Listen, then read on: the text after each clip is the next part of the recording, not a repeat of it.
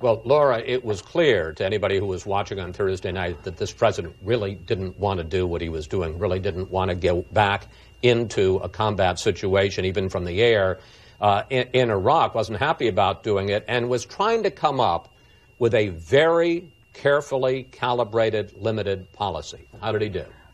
I think it's really hard. I don't think you can judge how he did right now. I mean, we're almost in an impossible situation, right? The American people really have no appetite for America to re-engage. They didn't want us to go into Syria. Obama did want to go into Syria. That red line was crossed. We couldn't go in. The American people said no. The British people said no. After Iraq and Afghanistan, our own country, middle class struggling, people are, what are we going to do? What are we going to accomplish?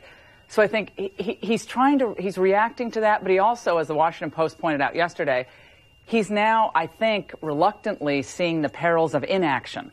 If we do nothing here, then what? I mean, let's say Iraq does fall, which I think is a possibility. Iraq may fall if indeed there are no boots on the ground, not going to happen, can't happen. That's very empowering to ISIL, right? If they know American troops are not going to be on the ground at all, and I'm not saying I want them there, then they know they get an artillery position hit, as they did yesterday, and then they flood back in, which is what happened yesterday. They have that hydroelectric dam right now. If ISIL decides to flood much of southern Baghdad, can reach all the way to Baghdad, that in and of itself would be devastating.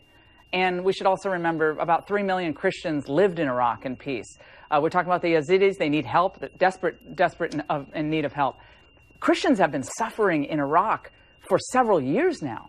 And I think our government, even the Bush government, hasn't done enough to protect those religious minorities as well. So this inattention to what's happening on the ground in Iraq has been going on for some time. I don't know if there's a good solution right now, which is a horrible thing to say for the United States of America. And we learned today, more details about how al-Qaeda is kind of disintegrating right into the Islamic State. So al-Qaeda has become the Islamic State. So George is right. I think we try to do all these things in Iraq. Now Iraq is worse off. I mean, I hate to say that, but Iraq is worse than before we went into Iraq. Christians are gone. There's no sense of order at all. Saddam Hussein is gone. That's a good thing. But what's left? A more emboldened Islamic State, not contained, apparently, even by U.S. airstrikes. All right. We have to take a break here, but